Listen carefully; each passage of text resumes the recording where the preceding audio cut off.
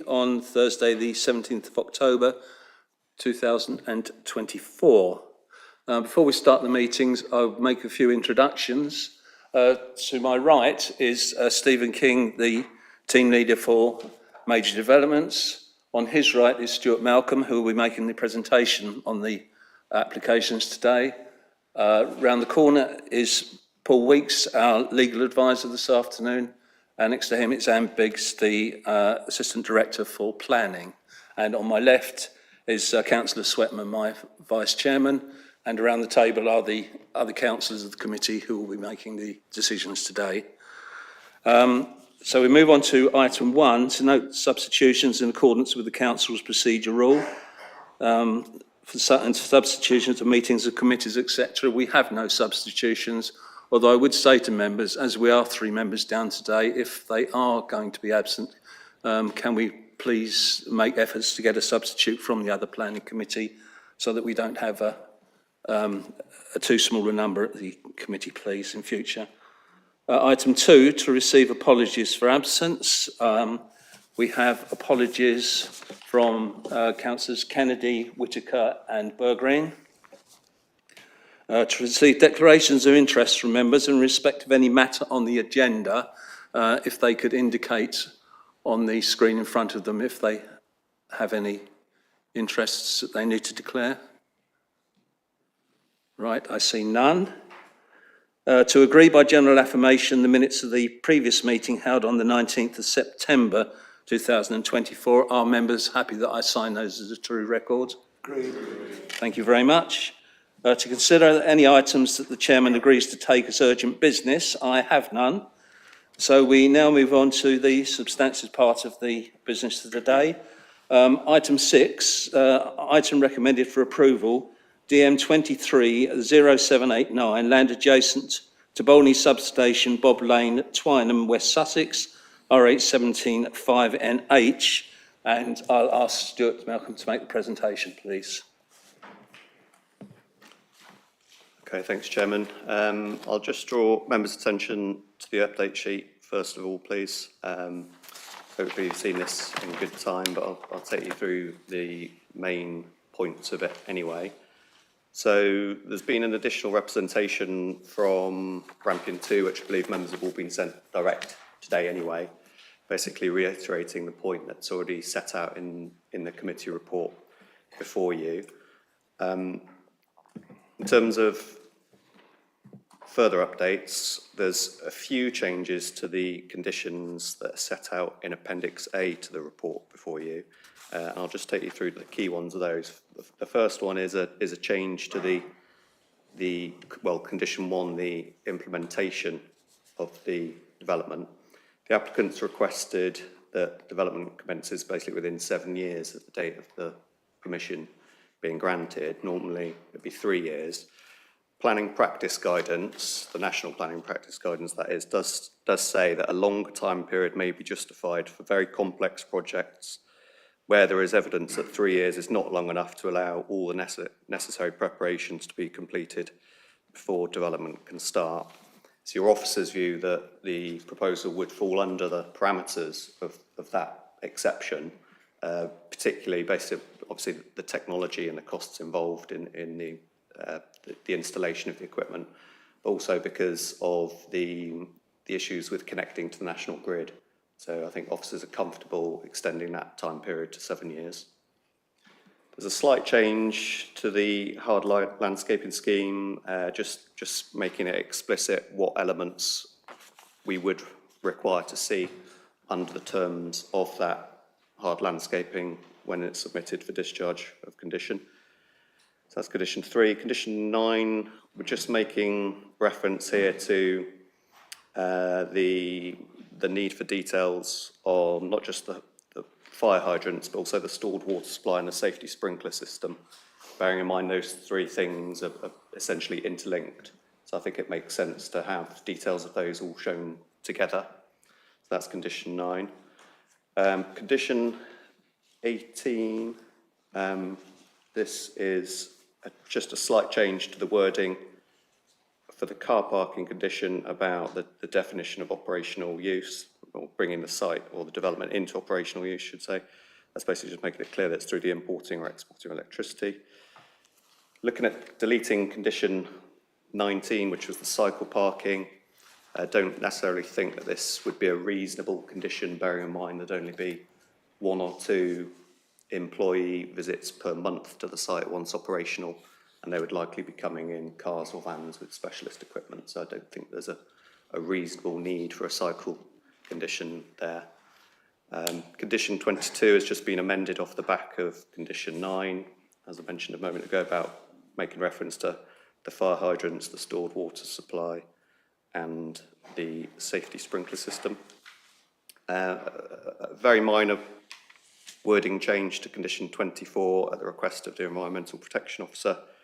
And then finally, condition 26, which is basically a slight alteration to the decommissioning condition, requiring that the applicant notifies us within 10 working days at the time at what point the site is brought into operational use, i.e. for the importing, exporting of electricity, and that then triggers a 40-year time frame for the applicant to benefit from that operational use, i.e. the import, export of electricity.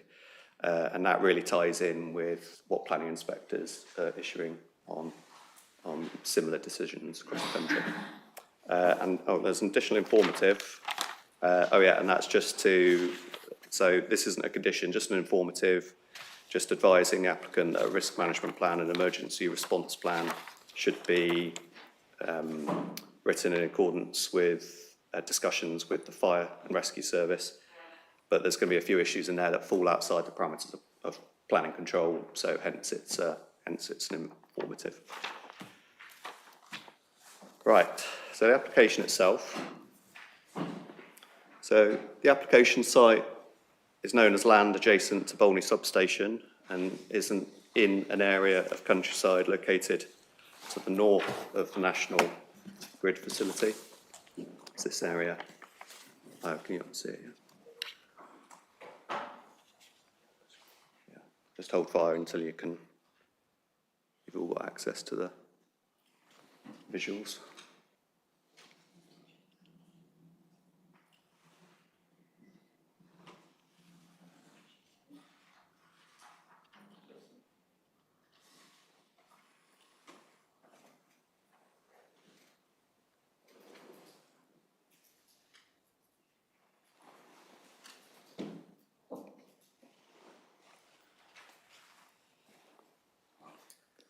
Right, there we go. Luckily I was only 1 sentence in. Okay, so the application site is known as land adjacent to Bolney substation and is in an area of countryside located to the north of this national grid facility. The site, as indicated by the red line on this plan, measures just over 10 hectares in area and is largely undeveloped, being in use for agricultural purposes. Although in the countryside, there are a number of residential properties in the vicinity of the application site, with these being referred to in section 9 of the report before you. The nearest of these residential properties, at least in terms of proximity to the battery compound, located at Twynham Court Farm, to the immediate south of what is the Rampion substation. And further north, there are a number of properties in a small cluster, with Combe House and Little Combe House being the nearest of these. And to the southeast, there are more residential properties centred around Combe Farm, down here. So in terms of the site constraints, the proposal is in the countryside as defined by the development plan, but the landscape does not benefit from any other specific designations such as A and B. Field boundaries predominantly comprise hedgerows and stock fencing on the site at present. There's a woodland area and watercourse that run along the northern boundary of the site, at least in terms of the site where the battery storage compound is to be located. And this is crossed by an existing culvert and farm access track in this location here. There's an area of ancient woodland to the northwest of the site boundary, which is up in this location, although this is located in excess of 30 metres away from the site boundary itself. So you've got your adequate buffer zone there. This pink line, this is the public right-of-way within the application site. This being a public footpath route which runs in a broadly north-south direction from just east of Coombe House and the other surrounding properties down to Bob Lane, down here, which is down to the eastern side of the Twynham Court Farm site. This image shows the proximity to the nearby heritage assets referred to in the report at Coombe House to the north and the other red dot at Twynham Court Farm down to the south. So Twynham Court Farmhouse is Grade 2 listed, Coombe House is also Grade 2 listed, and then Coombe Farm down to the southeast and Swallow Cottage down to the southeast. They're both classed as the non-designated heritage assets. Members will also note the proximity of the Bolney National Grid substation, which you've already referenced, which is the main area is located off to the southwest here. And as I touched on a moment ago, this area here is the Rampion substation. So this plan here, this is the site layout and a slightly enlarged image inset down in the bottom corner there. So the proposal is to construct a battery energy storage system on the site along with the associated infrastructure. And this will have a capacity which is stated by the applicant as being up to 350 megawatts. Battery storage helps to provide a network balance by importing electricity from the UK power network at times of low demand and high production. The electricity gets converted from AC to DC through an inverter. The battery cells are then charged to store the energy before getting exported back to the network at times of high demand by inverting the electricity back to AC. So the proposal in this case consists of 189 lithium ferrous phosphate battery containers, together with 189 power control systems and 100 transformers, which are the associated infrastructure needed to support the batteries. There is a substation in the southwest corner of the site, which contains some of the additional supporting equipment. I've got some images of that in a moment. In terms of site access, so the proposal will utilise the existing vehicular access, which is an agricultural access at the moment, into the site. Comes directly off Bolney Chapel Road, which is a little further to the east over here. This will provide for the primary construction access for the development and provide an operational access should it be required, and it's the same access location that was permitted for the solar farm approval. Solar farm approval granted consent for solar panels in this area here, in this area, and to the east of the battery storage compound. It's anticipated, however, that the main operational access, so once the construction period is over and the site becomes operational through the import and export of electricity, so it's proposed that that will be via Bob Lane to the south. So the access routes that link the battery storage compound area, which is again here, to the public highway, largely utilise existing agricultural tracks, as members would have seen at the site visit on Tuesday. So there is one, and I just refer to the slightly larger inset here. So there's one main access into the battery storage compound itself down in the southeast corner, and there is an additional emergency access to the north that has been required to meet the requirements of the fire service, which in turn accords with national planning guidance on the issue. There is to be extensive planting, which includes new trees and hedgerows, as well as a designated biodiversity net gain area to the northeast of the compound, which this in itself measures 3.5 hectares. And in terms of the proposed drainage solutions, an attenuation pond is being provided to the eastern side of the battery storage compound to control the off-site discharge rates.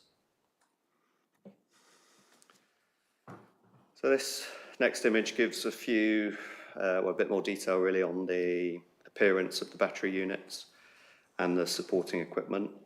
So in the top left here, these are the battery containers, which measure just over 12 metres by 2.5 metres with a height of 2.9 metres. and they largely resemble sort of shipping containers in sort of style and size and appearance, really. The power control systems, as shown on the bottom here, these are smaller at 2 metres by 3.7 metres with a height of 2.2 metres. And then the transformers up on the right-hand side, these are slightly smaller still, with these being 2.5 metres by 2.5 metres with a height of 2.9 metres. It should state that the appearance of the finishes, materials, etc., of these features are to be reserved by condition, and that's incorporated within the hard landscaping requirements. As I mentioned a moment ago, just got an image of the substation. This is a plan view of it and a section. So you'll have seen from the plan a moment ago, the substation is located in the southwest corner of the site, and that's really where it has the least visual impact.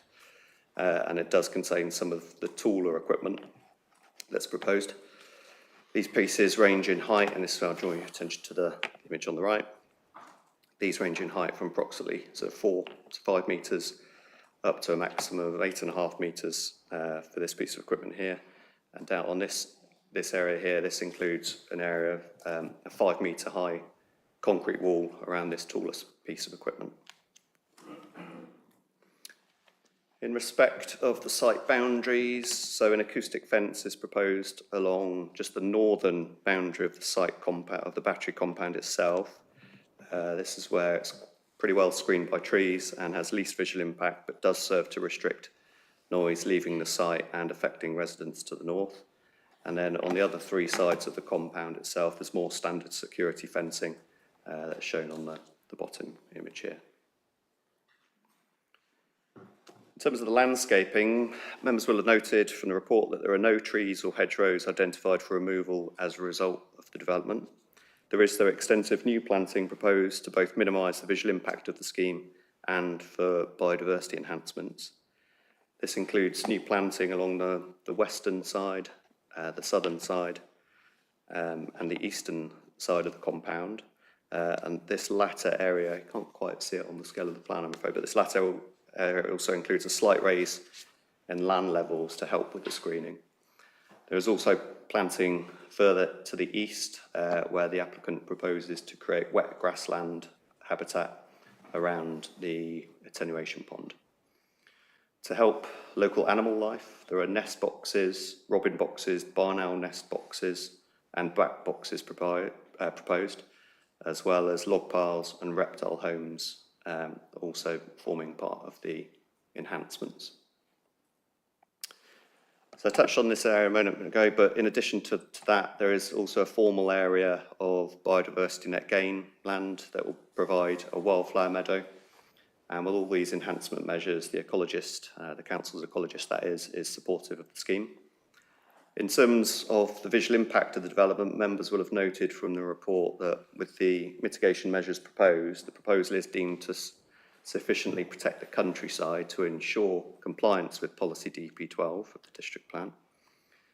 The council's landscape consultant has assessed the landscape and visual impact assessment submitted by the applicant, and based on the fact full and comprehensive landscaping and a landscape management plan in addition to that will be secured by condition, concludes that the identified level of adverse impact, so it's acknowledged there will be a degree of adverse impact, but that would not be significant enough to conflict with the development plan on visual amenity grounds. I think furthermore, the cumulative impacts of the development alongside the other existing consented and proposed electrical infrastructure developments in the surrounding area are not considered significant enough to justify a reason for refusal on these grounds.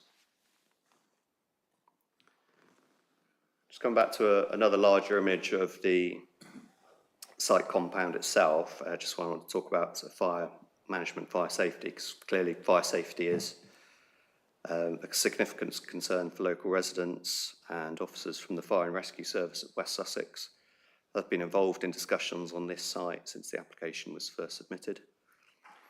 The applicant has provided a comprehensive fire strategy which identifies a number of safety measures, with these being set out at paragraph 12.29 of the report. The strategy itself concludes that there will be minimal risk with the development that will be subject to the outlined measures being implemented.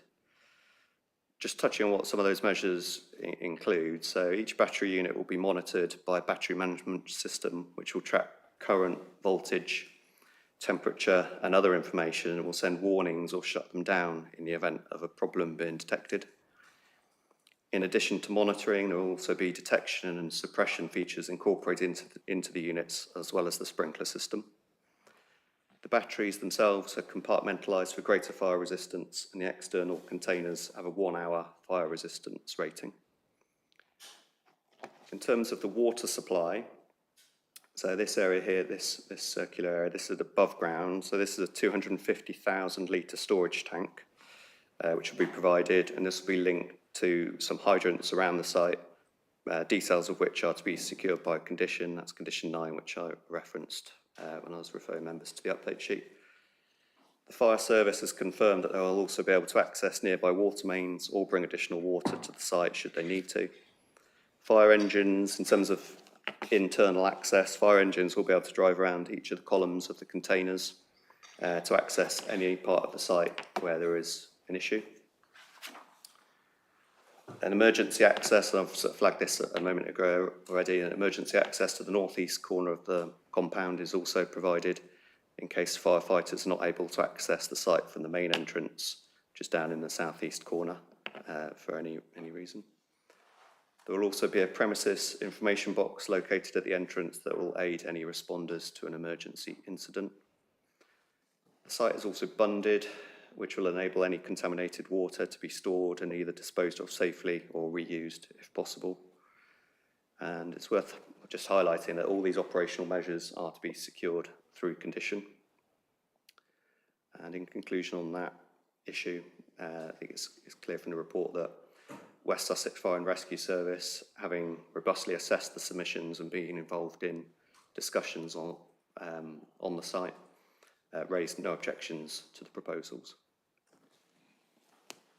Just going to finish with a few photos of the site. This first image is looking at the access point off Bob Lane, and as I mentioned a moment ago, this will provide the operational access. And just to be clear, it's the access on the right-hand side that will enable that access into the site up that track. This next image is an image from Street View, which is the Bolney Chapel Road access, which the construction traffic will utilise, with this proposal satisfying West Sussex highways from a highway safety perspective, obviously subject to details coming through a construction management plan that will need to be okayed by them first. The next photo, this is looking west from the far eastern side of the site, with the compound area behind these trees, and then the attenuation pond and the wet grassland planting in this foreground area here, and then there'll be a new access coming in through this area here to the southeast corner of the compound itself. This image just illustrates part of what's an existing agricultural track that will be utilised to facilitate access. This image is from the footpath just a little to the north of the site, with the compound.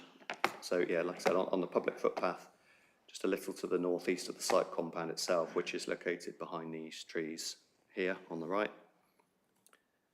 And then this is a photo from the footpath, again, looking southwest within the site compound area. And members will note that the Rampion substation is visible over on the left-hand side, and the main Bolney National Grid substation visible in the background there.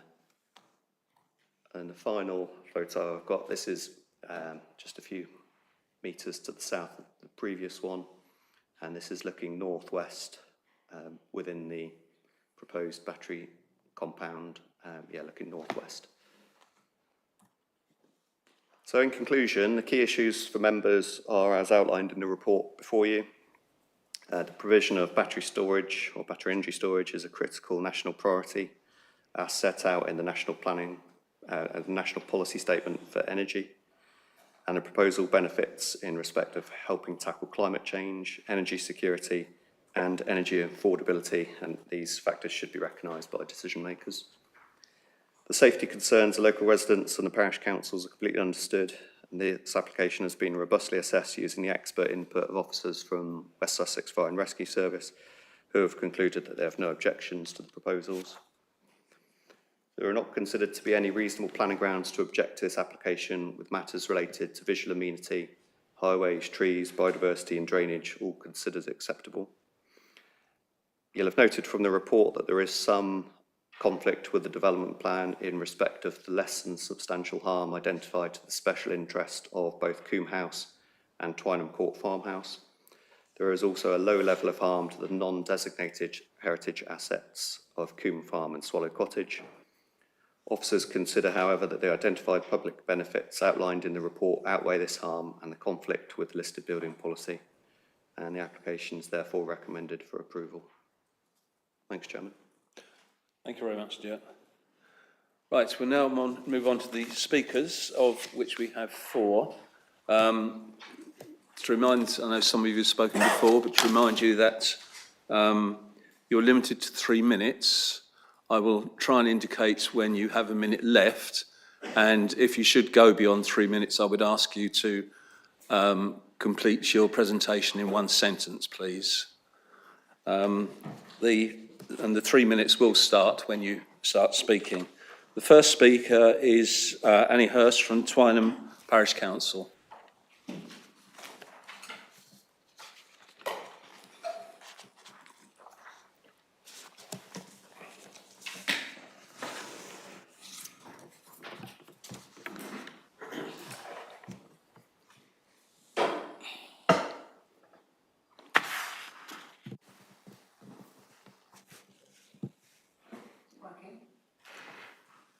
Yes.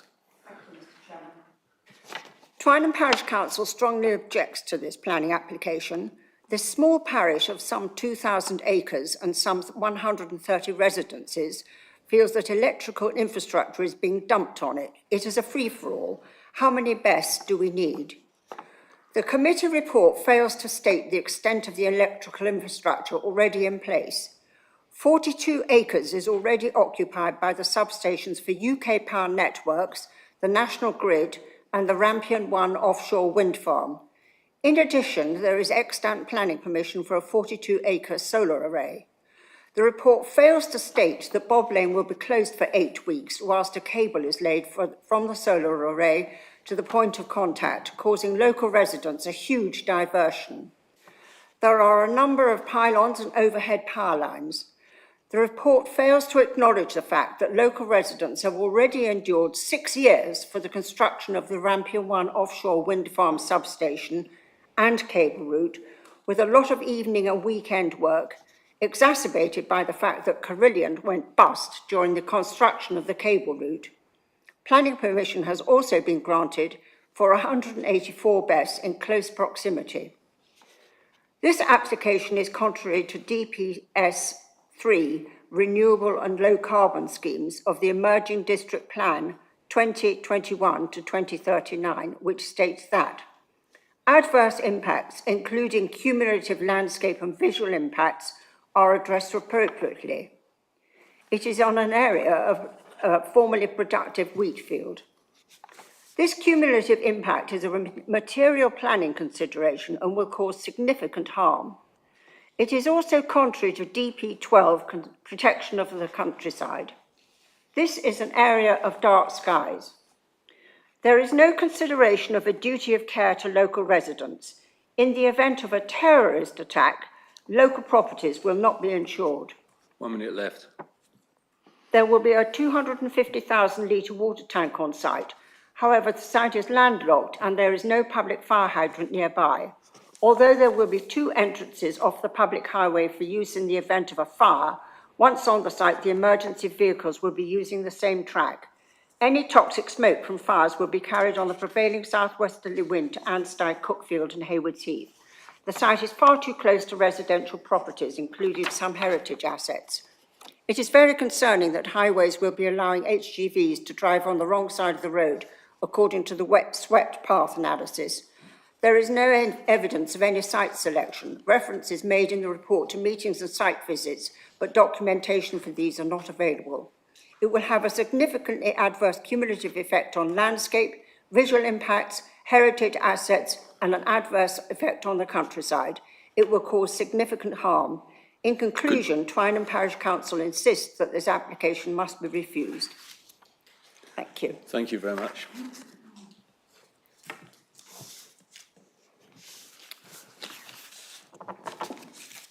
Right, the next speaker is Nikki Hanley from Bolney Parish Council. Thank you. Renewable energy projects to enable the UK to transition to net zero, such as this proposed battery facility, must be located in the right place, and planning applications must satisfy the relevant national planning policies and the fire safety guidance issued by the UK's National Fire Chiefs Council. Bolney Parish Council has submitted 2 maps to the committee showing the explosion of renewable energy projects in the Bolney-Twynham area in recent years. National planning policies and case law is clear. Local planning authorities must take account of the cumulative impacts of a planning proposal, not in isolation, but in combination with existing and consented developments. The largest renewable energy project by area in the parishes is the 42-acre solar farm on fields immediately to the north and east of this application site. The planning permission for this solar farm is extant and expires in 2040. Indeed, since planning permission was granted, the development director of the solar company has attended a meeting of Bolney Parish Council to present the company's plans for the site. And yet in the committee report for today's meeting, the planning officers state there is no guarantees this solar project will be fully implemented and built out, and therefore do not include the solar farm in the assessment of the cumulative impacts of this battery project on the natural, built and historic environment. Bolney Parish Council suggests this approach is a mistake, and failure to properly consider the cumulative impact of this proposal means the planning balance assessment by planning officers is flawed and could render any decision unsound and potentially open to challenge. Further, the Parish Council considers that this application fails the national and local guidelines on fire safety. Since the decision of this committee in June for a similar battery facility, Bolney Parish Council has had correspondence with the Chief Fire Officer of West Sussex Fire and Rescue about the Parish Council's concerns that the Fire Service supported that application despite it failing not only national guidelines published in 2023, but also the Fire Service's own guidelines. In the correspondence, the Chief Fire Officer says that West Sussex Fire and Rescue considers the national guidelines to be out of date and that instead it reviews best design plans against guidelines from an American insurance company published in 2017. This committee cannot rely on the support of West Sussex Fire and Rescue for today's application, when it is clear the Fire Service is not assessing battery proposals against current national guidelines. Bolney Parish Council has already expressed concerns about this proposal because of its failure to satisfy national planning policies on design, site location, access and fire safety. In addition, the Parish Council suggests that because the planning balance assessment is flawed and because West Sussex Fire and Rescue does not review battery proposals against national guidelines, this planning application must be refused. Thank you very much. Stuart, do you want to comment, or would you rather wait till we've heard all the speakers?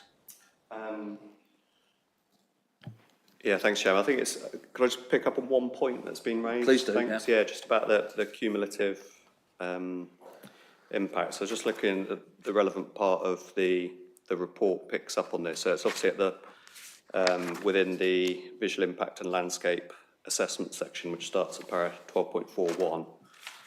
But the discussion about the cumulative impact is starts at para 12.57 and into 12.58. It should, I think, just wanted to confirm that this issue about the assessment of the cumulative impacts is something that has been taken into account.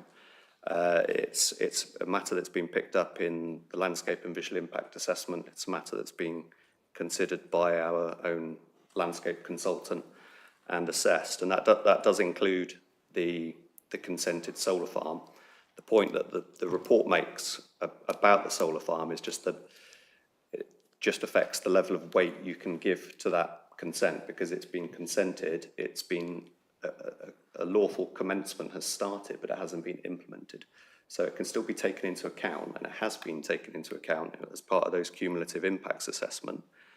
But I just wanted to make that clear that We do accept that there will be some level of adverse impact from this development, including the cumulative assessments, but that falls short of forming a reason for refusal. Thanks, Chairman. Thank you very much. Right, we have two speakers in favour of the application. The first one is James Woolworth.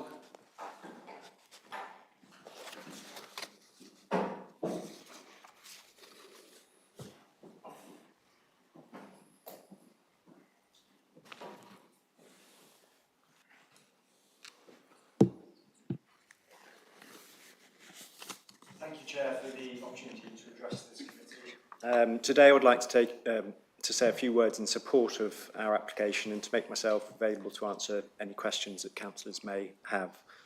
From the outset of this project, we have worked proactively with the consultees and council's officers to address comments, questions and concerns.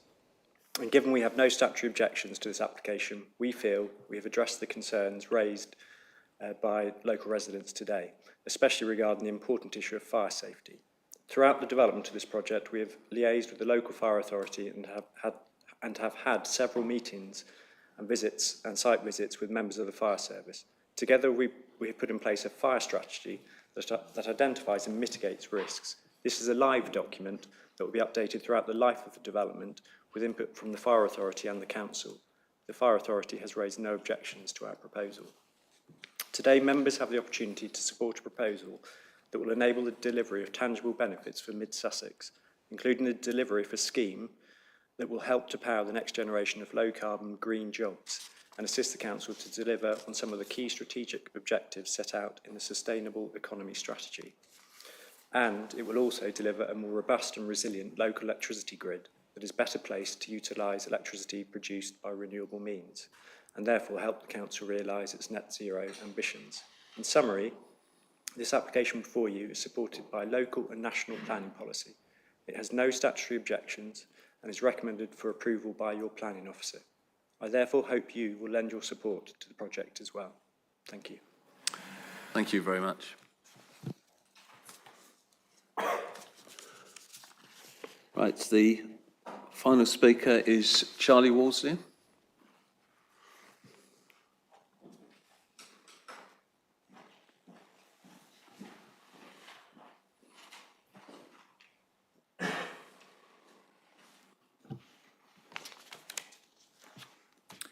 Thank you, Chairman, and thank you, Committee, for letting me address you today. My name is Charles Worsley. I am the farmer and landowner of the field on which this project is proposed. I'm also a Twynham Parish Councillor. I have farmed the land for over 17 years, and as a family, we've been farming in the area for generations. The land in question is heavy Wealden clay, which makes it difficult to farm even at the best of times. Given the need for renewable energy and the transformation of the national grid that is required, this land is well located to play an important part in that change. The income it will produce will sustain the environmental schemes that we have historically implemented on the farm, but now are less financially viable due to reduced government support. We have planted thousands of metres of new hedges and maintained wildflower margins, amongst other schemes. The biodiversity net gain for this project will further enhance the environmental improvements we have made to the farm. I understand change is never easy. I live just down the lane from the field and the existing electricity substations, which have been there for many years. In fact, when the first pylon lines were planned back in the 1950s, my family were very much affected. But we worked with the then CEGB to agree routes that caused the least impact, as it was in the national interest to see the construction of the national grid to bring electricity to everyone. Now again, we are being asked to make compromises to allow the national grid to evolve to allow for renewable energy. Clearly, if we as a society are to achieve the goal of net zero carbon emissions, then these changes need to be allowed. I therefore ask that you support this application, which will make a positive contribution to the future of sustainable renewable energy production. Thank you. Thank you very much.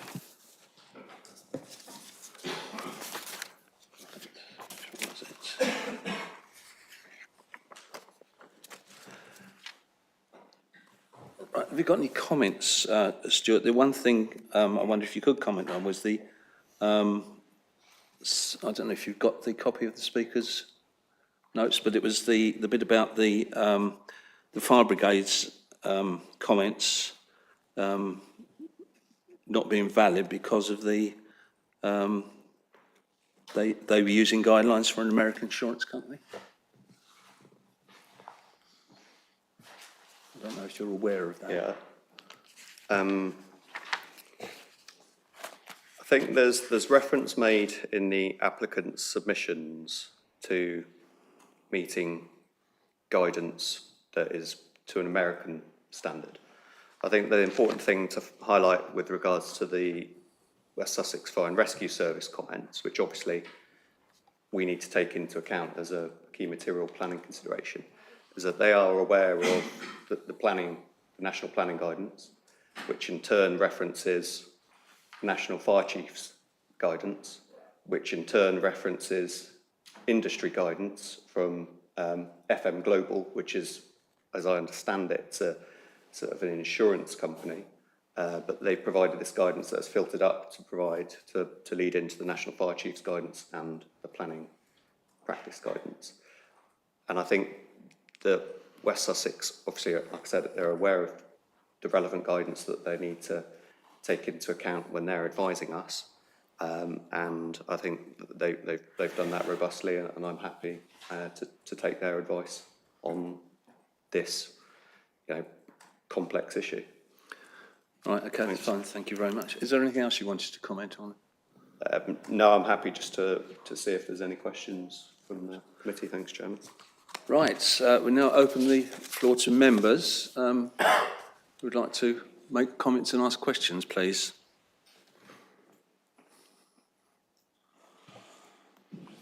Councillor Eaves. Thank you, Chairman.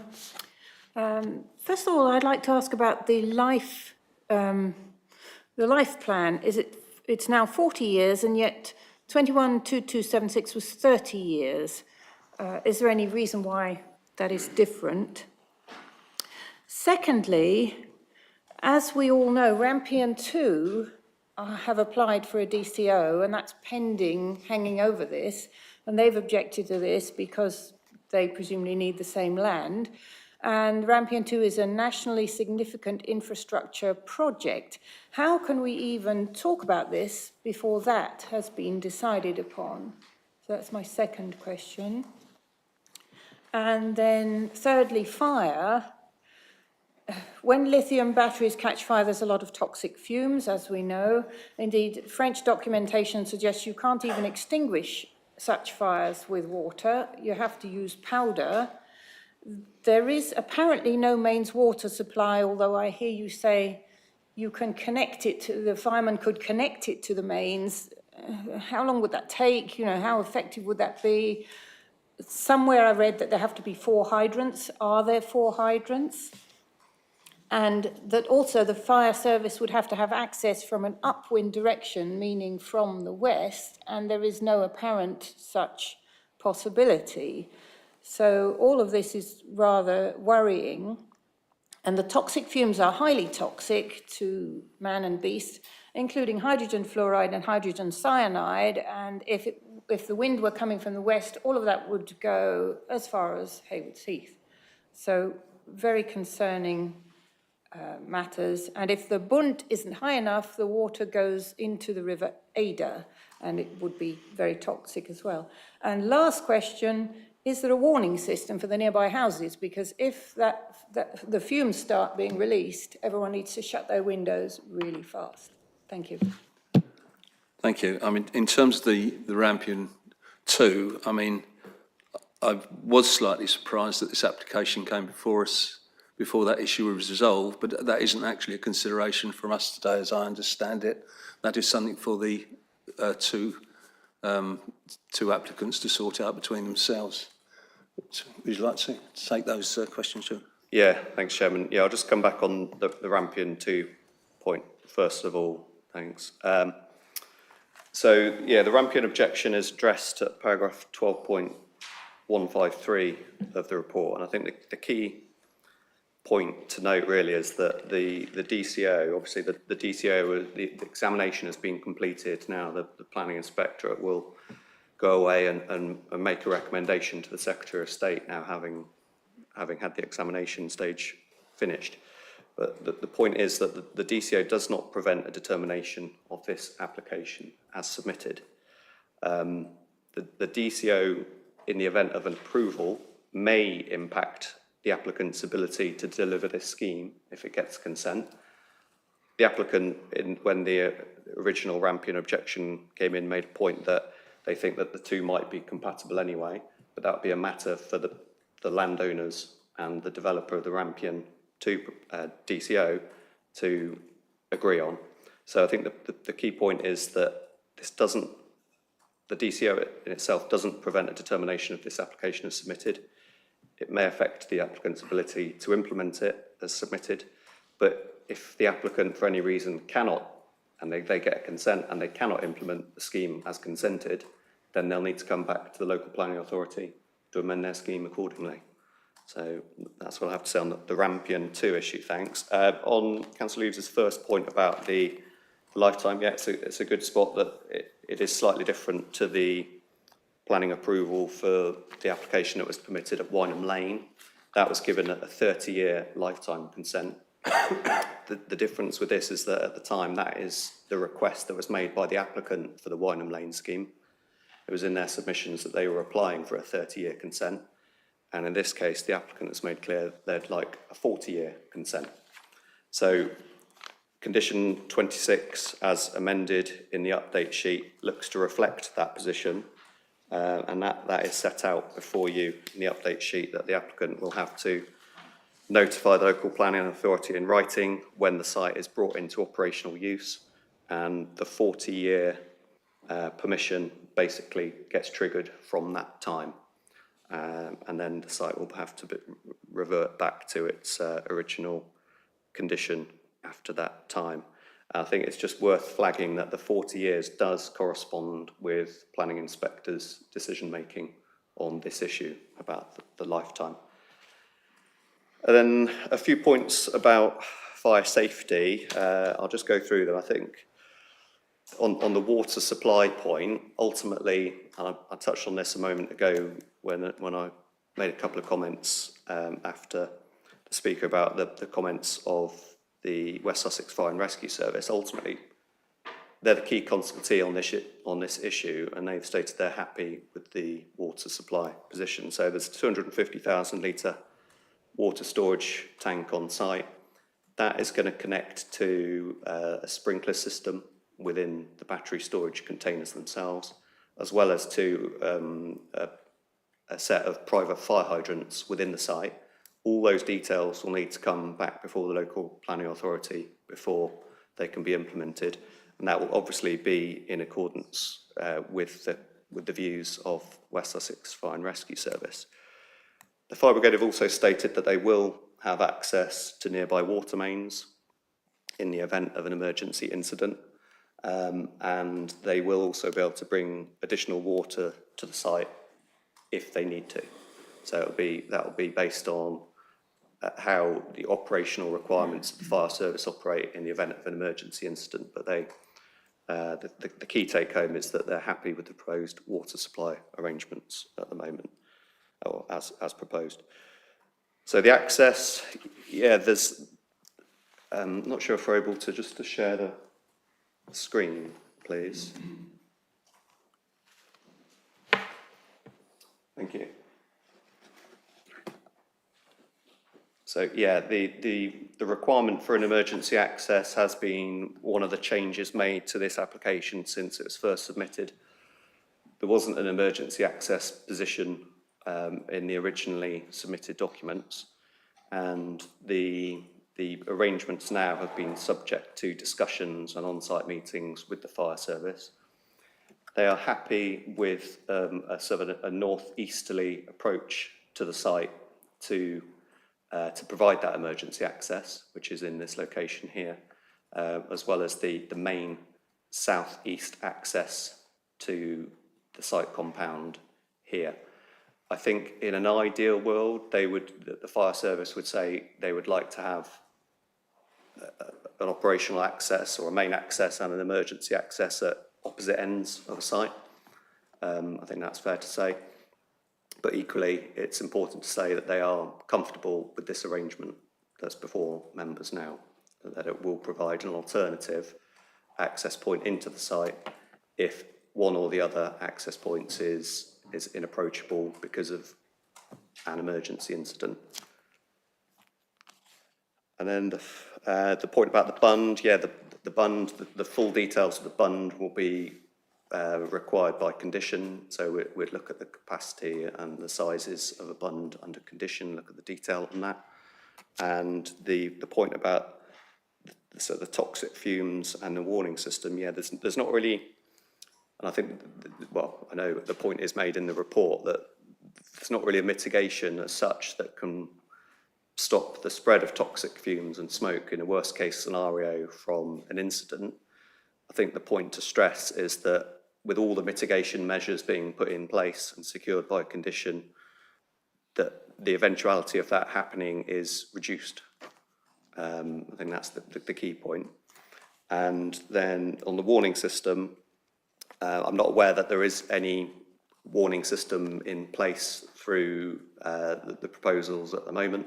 Whether something like that would come out through the emergency response plan that's referenced in the additional informative I mentioned, but I think this would probably be a matter for the fire brigade to take up and deal with a situation, again, worst case scenario, deal with a situation as and when it unfolds. I think that's. I think, was there one final point about the number of fire hydrants? Yeah, the detail of the fire hydrants will be required to be submitted, and whatever number is deemed acceptable to the fire service is what will be delivered on site. Whether that's 4 or more, can't say for now. Thank you. Are you happy that all your points were answered, Councillor Rose? Thank you, Chair. Yes, I do have 2 or 3 other questions, but I'll let others go first. Could I leave those to other councillors spoken? Yes, thank you. Councillor Avery. Thank you, Chairman.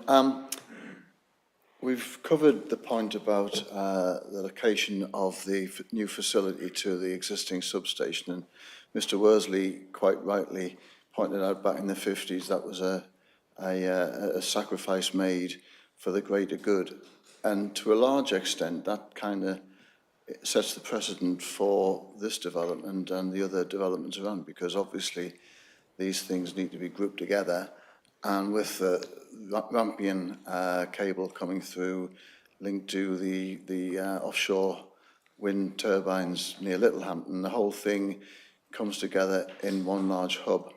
However, so that's the positive aspect. The negative aspect, and we've talked about cumulative impact of all these things.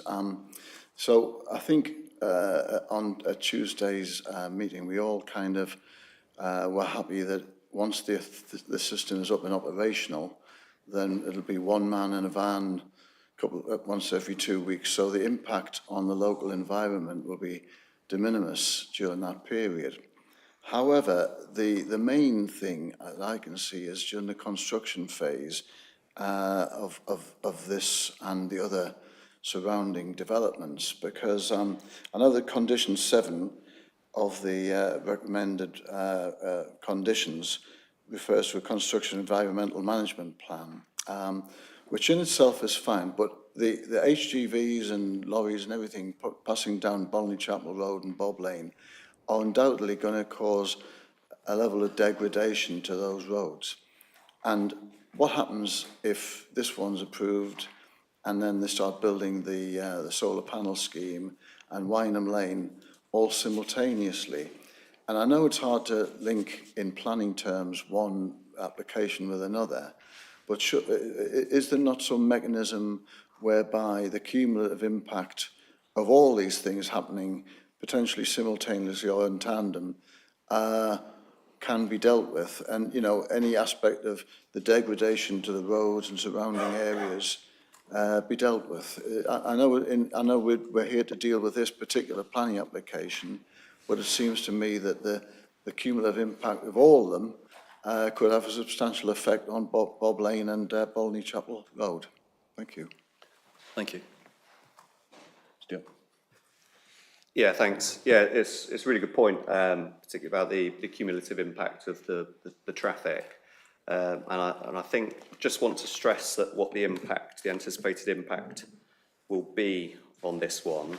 So just to reiterate so para 10.7, this talks about the construction impacts. So construction is expected to take approximately 12 months, during which it is expected there will be up to 13 construction vehicles per day during the peak construction period. So of those 13 construction vehicles, 8 will be HGVs. So that's just confirming what the anticipated construction impact will be. But yeah, like I said, it's a good point about the cumulative impacts of that. And I think this is really a question for West Sussex Highways, who are obviously, we as the local planning authority are clearly the decision maker on the construction management plans when they come in via condition. But that is really based on the advice and input from West Sussex as the local highways authority. And it's really a question of West Sussex Highways being aware and sort of doing some joined up thinking on some of these issues. And if some things, if there can be some sort of impact that could benefit two schemes that are getting delivered at the same time, then that's something that we can try and address at the time. But yeah, it's a slightly difficult one because you never quite know when these things, if they get permitted, get built. I mean, look at the solar farm; it was permitted a while ago and hasn't been fully implemented yet. But yeah, I think it's certainly a point for officers to note and to consider in liaison with West Sussex at such stages as we get details on these construction management plans and try and look to do some joined up thinking where it's possible. Okay, thanks. Okay. Thank you very much. Councillor Jackson. Thank you. I visited the site on Tuesday and I sort of looked around, and this particular site for this battery farm is really relatively small compared, if you look at what was suggested for the solar panel farm, which is very much larger in extent. And so in terms of taking out sort of areas of the site and sort of blight, if you like, for the site, this is relatively small. Of course, we've got to realise that the Bolney substation links the high voltage grid network to local sort of distribution centres, and therefore it's a vital part of the national infrastructure. Also in the fact that electricity is not, when you use it, one way of taking surplus electricity, which often come from a wind farm, can be stored in batteries, and this is one way, and it's quite useful to have the battery facility quite close to the substation, so you reduce the amount of power loss between the two, and we discussed that when we looked at the site further down Twynham Lane.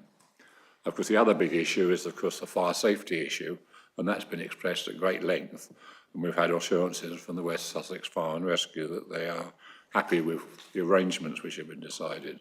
So I think possibly I would recommend this one for proposal for acceptance. Thank you, Councillor. Councillor Prescott. Thank you. I'm just after some guidance, really, because you talk about the site being bunded, and you can see from the plan access roads down, but clearly to get into the site, are the individual batteries bunded, or is the whole area bunded? In which case, how if the fire engine wants to get in, clearly there's got to be a gap in the bund, otherwise it's going up and down. I couldn't find a section to sort of answer my question. Yeah, thanks. Yeah, the full details of the bund will come through a condition. Again, it's a good point you raise. It's something for us as decision makers to consider when it comes through. I think the details with the complexity of the application, there's going to be certain details that get submitted to address the consultee comments from one position will need to be flagged up with another consultee, basically. And I think this will be one of them. So we'll make sure that there's no conflict between securing an appropriate bund to be fit for purpose, whilst also making sure we're not preventing access.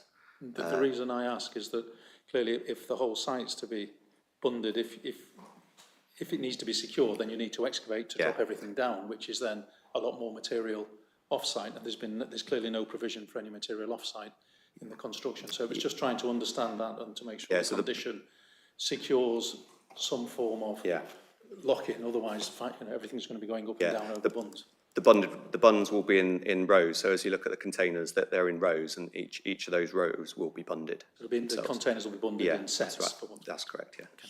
Thank you. Thank you, Chairman. Thank you. Councillor Peacock. Thank you, Chairman. Looking at this application, I think it's a sign of the times we live in, and because it's balancing the need to move to net zero, the need to, by moving to net zero, it's renewable energy sources, and it's a fact that we need to build in energy storage. We're linked, or how should we say, prisoners to previous decisions on planning, and that's where the substations are. It's sensible that we need to locate the battery storage unit near the substation, certainly with Rampion 2 substation there. I think it's a shame that we're losing more agricultural land to food production, but that's, if you watch any agricultural TV programme and look at government policy, that's where we are, and it's a trade-off against the need to meet net zero, become sustainable in the storage of energy. And I think this is probably one of many applications to come in the future. Having attended the site visit on Tuesday, I thought the heritage issue wasn't an issue in terms of the impact on buildings. I think the tree and boundary coverage and treatment protects those buildings. And although there's been questions raised about fire policy and the decision raised by West Sussex, I think West Sussex Fire and Rescue, I think what's been put forward seems to be the most practical solution in order to try and manage the fire risk going forward. Powder's been mentioned. Powder, I have a limited knowledge of it. Powder will actually stop, how shall we say, the fire accessing oxygen, but it won't necessarily stop thermal runaway. That's down to water and water suppression. And to go down a powder route, I'd suggest, would be very complicated and expensive for this size of development. But I'm not a fire expert, but that's based on my limited knowledge of the fire industry. It's perhaps not ideal, but I think I would support this because of balancing the need for meeting our net zero obligations, creating a more sustainable, robust energy system, and the relatively limited impact on the environment through the various measures that have been put forward.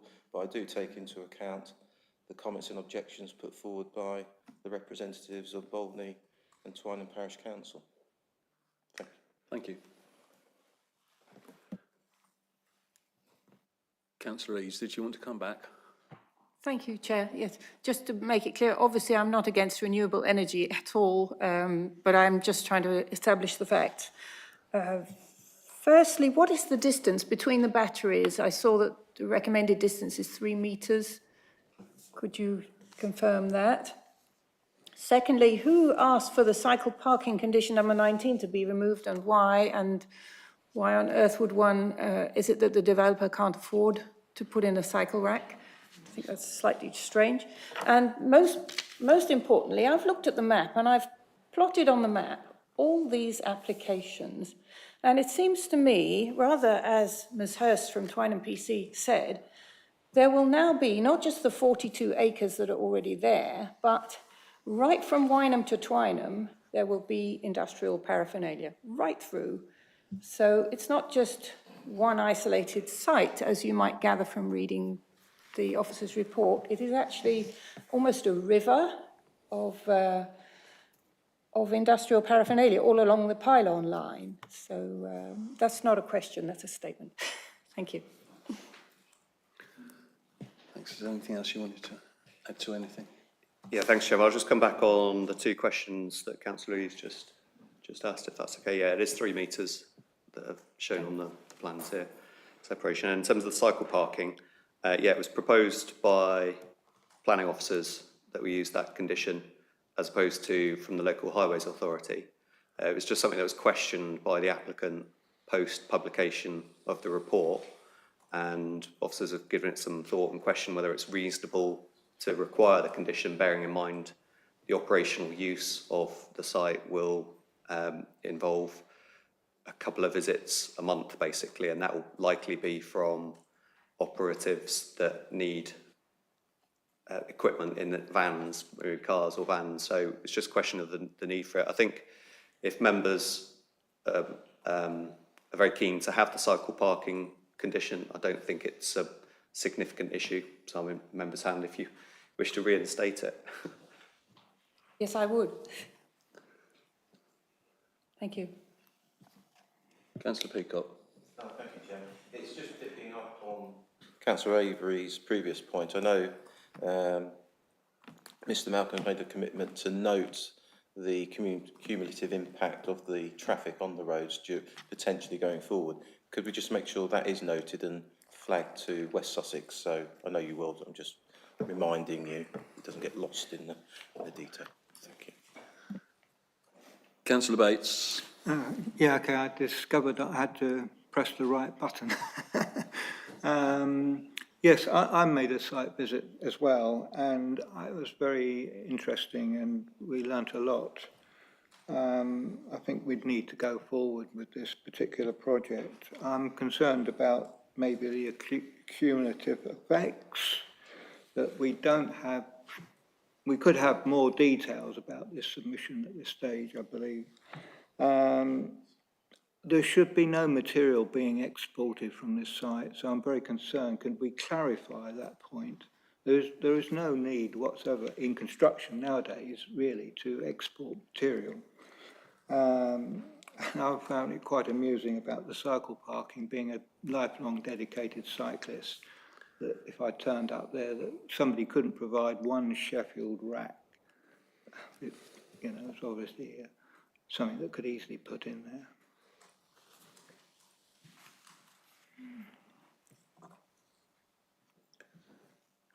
Okay. Stuart, did you want to comment at all? Yeah, thanks. So, yeah, just on the point about the bunding, I think, and the materials, that will come out in the submissions for the landscaping, the requirement. I wouldn't anticipate there'd be a need to remove any material from site. I would expect that to be contained within the site, and if the applicant makes submissions that show that there will be material being exported from the site, then that's something that officers will pick up and question and look to make an assessment of. But I wouldn't expect it to be the case. I think that was all the questions. Thanks, Chairman. Thank you very much. Yeah, I think we've all got a certain amount of sympathy with the residents here, but unfortunately we're very much in the hands of the experts, I think, and they're saying that this sort of facility needs to be near the substation, so that there isn't too much loss of power. And although we are concerned, there are concerns about the fire risks, etc. We haven't had objections from the fire brigade and anyone else, so it does seem to me very difficult to actually that there are any grounds for refusal of this. But if no other members wish to speak, can I have a proposal for the recommendation, please? Councillor Prescott, a seconder, please. Councillor Jackson. Councillor Jackson. Sorry. Is that with the condition added on? Yes, I'm going to read it out. Yes. Okay, I will, for clarity. Sorry, can we move to the vote? And do members want condition 19 reinstated? Can I just have a show of hands for that, please?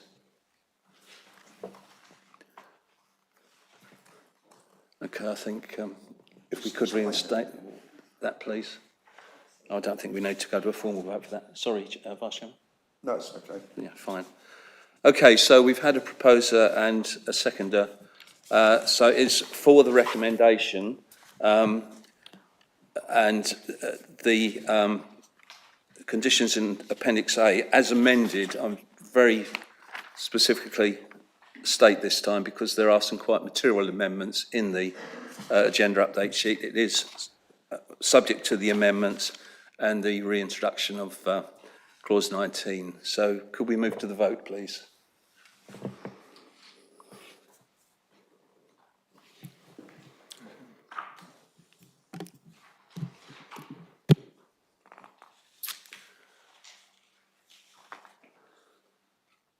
Right, the vote is closed. That's 9 votes in favour, none against and no abstentions. So if I can, for the purposes of people that may be watching online, it's recommended that planning permission is granted subject to the conditions listed in Appendix A, and that is Appendix A amended by the update sheet and with condition 19 reinstated.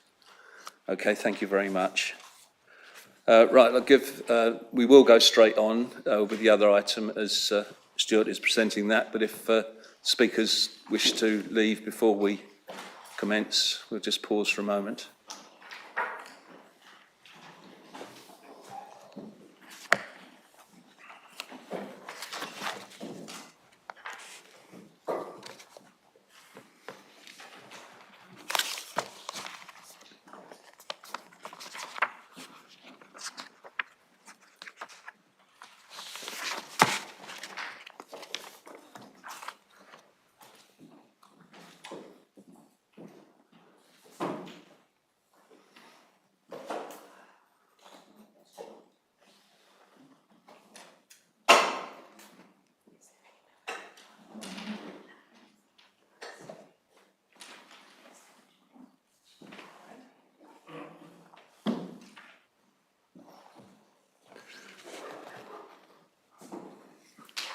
Right, we'll now proceed to other matters. Item number 7, DM 230827, West Hotel Brickworks, Hamsey Road, Sharpthorne, East Grinstead, West Sussex, RH 19 4PB.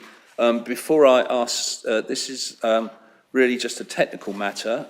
Before I ask Stuart to go through the issue, I would like members to be aware that the Democratic Services and myself were approached by people that wish to speak on this matter, but because it is under other matters and not under the normal planning process, the Constitution doesn't allow 4 speakers. So if there are any issues afterwards, that is the reason why we had to decline people speaking on this subject today. So Stuart, if you'd like to make your presentation, please. Yeah, thanks, Chairman. So just a couple of quick updates, nothing like the previous item, but a couple of quick updates to draw members' attention to. That we've had one additional representation from a local resident agreeing with the comments made by the parish council, but questioning why local residents have not been given the opportunity to comment. And there's a note a bit below that that officers have made in response to that, and it's really just to highlight what's in the report already before you, and to reiterate the fact that there's no new information that's been submitted by the developer that would have warranted a full consultation. Local residents have been notified of the planning application in the normal way, and the reason for this update of the matters report is because of technicality with the advertisement procedure. But I'll go through the reasons in a moment as I take members through the report, but there was just one additional letter of support from the applicant as well that's highlighted in the update sheet. Right, I'm just putting up the site plan for the planning application itself for reference, really, just so members can familiarise yourselves with the site. So the purpose of this other matters update report is to seek the reaffirmation of the District Planning Committee of its previous resolution to grant planning permission for the planning application. So the planning application itself was previously presented to the District Planning Committee on the 21st of March this year with a recommendation from officers for approval. The committee voted to support the application subject to the suggested conditions in the committee report, and the signing of a legal agreement securing the required infrastructure contributions, the necessary affordable housing, the on-site SANG, the public right-of-way improvements and the travel plan. The application was subsequently approved by the committee with 10 members voting in favour, 2 members against, with there not being any abstentions. Following the committee decision, it did become apparent that there had been a procedural error with the advertisement of the application. So, although the application had been advertised as a major application, it had not been advertised correctly as a departure from development plan policy or as a development affecting the setting of a listed building. It's really important to make clear that this just related to the procedural issues with the advertisement of the application and did not relate to the assessment of the application itself. This is because the committee report made clear that the application was a departure, that being on land outside the defined built-up area boundary and not on land allocated for residential development, and it identified the site as being within the setting of a listed building with the impact on the nearby heritage assets being an important consideration. It was therefore decided that the application should be re-advertised to ensure that the correct advertisement procedures had been followed. As a result, the application was subsequently re-advertised as a departure and as affecting the setting of a listed building, and the new advertisement period closed on the 23rd of August this year. A total of 4 representations, so 3 are referenced in the report already, with the additional representation I just mentioned in the update a moment ago. So a total of 4 were made as a result of the reconsultation period, and 2 of those were from the 2 local ward members, councillors Brown and Carvalho, and 2 by local residents. It is considered that the material matters raised in the most recent consultations are matters that have previously been considered by the District Planning Committee and were included in the original District Planning Committee report and assessed by members of the committee accordingly at the meeting. The assessment of issues raised in the most recent consultation, as set out in section 8 of the report before you, indicate that the application should still be supported for the reasons set out in the original District Planning Committee report. As noted in the update sheet, sorry, I should have mentioned that a moment ago. So the legal agreement has now been completed. It was completed on the 15th, a couple of days ago. And the Secretary of State has confirmed that she does not wish to call in the application despite originally issuing a holding direction to consider that decision. It is therefore recommended that the District Planning Committee reaffirms its decision that planning permission is granted subject to the conditions listed in Appendix A of the original committee report. Thanks, Chairman. Thank you very much. Now, given this is a technical issue,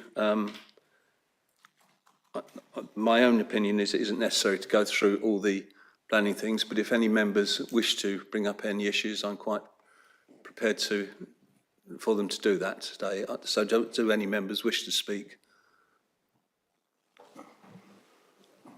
Councillor Rees. Thank you, Chair. So this legal agreement has finally been signed. Is that the agreement about the SANG and the 106? That's all finally in the bag. Okay, thank you. I have a question about what happened last week in the planning committee.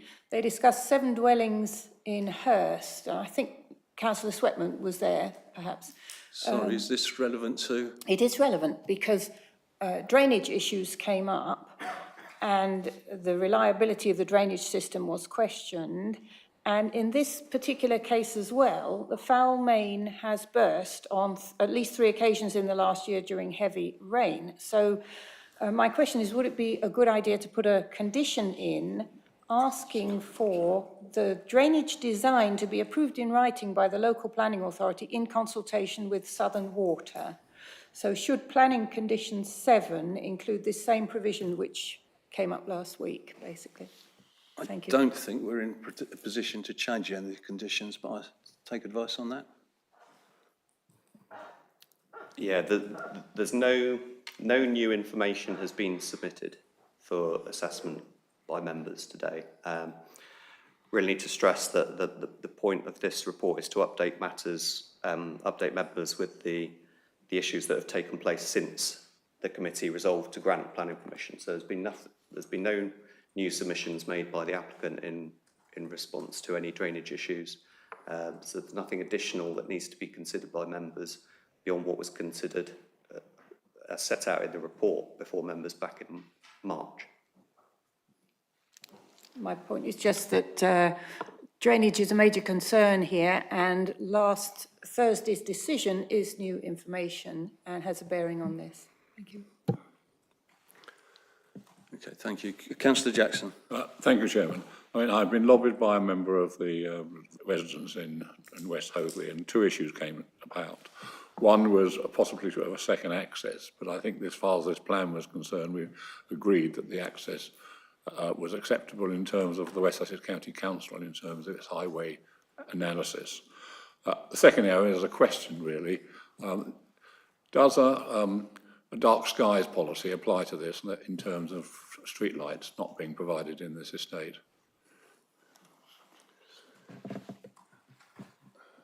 Stuart. Yeah, thanks. I think it's just worth reiterating that there's conditions attached to the original report and resolved to be supported by members. We can't amend those today, I'm afraid.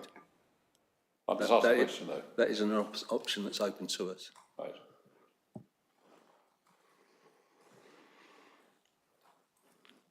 Do any other members wish to speak on the matter before us rather than the previous application and the conditions attached to that?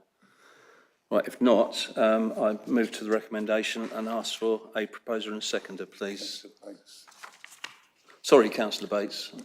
Well, listening to a couple of the questions there, I just wonder how one could try to address some of the matters, particularly the water, the drainage, and also the dark skies issue.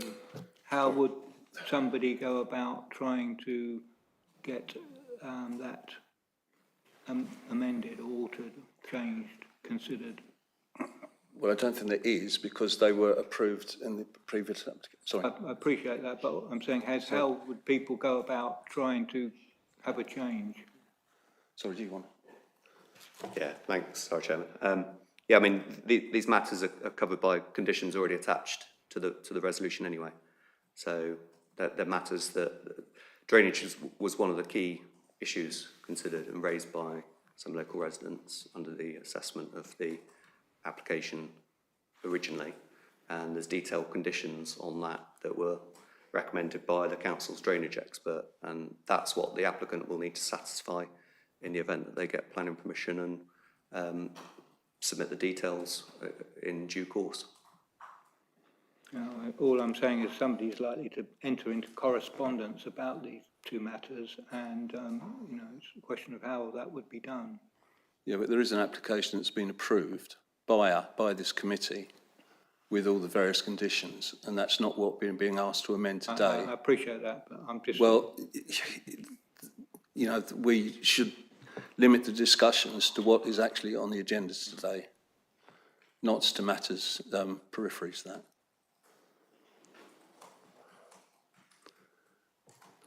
I recommend approval, Chairman. Thank you. Could I have a seconder, please?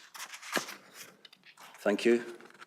Right, so we move to the recommendation on page 113, item 3.1. It's recommended that District Planning Committee reaffirms its decision that planning permission is granted subject to the conditions listed in Appendix A of the original committee report. So could we move to the vote, please?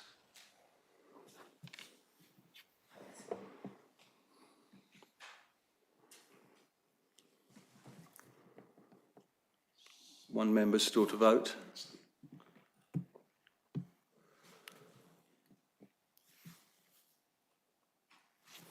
Right, so the vote's closed. 7 in favour, 2 against, no abstentions. So that recommendation is passed. Right, moving on to item 8, questions pursuant to the Council Procedure Rule 12, due notice of which has been given. I have none. So I declare the meeting closed at 3:24 and would ask members to remain in place until the live stream is turned off, and thank you for your attendance.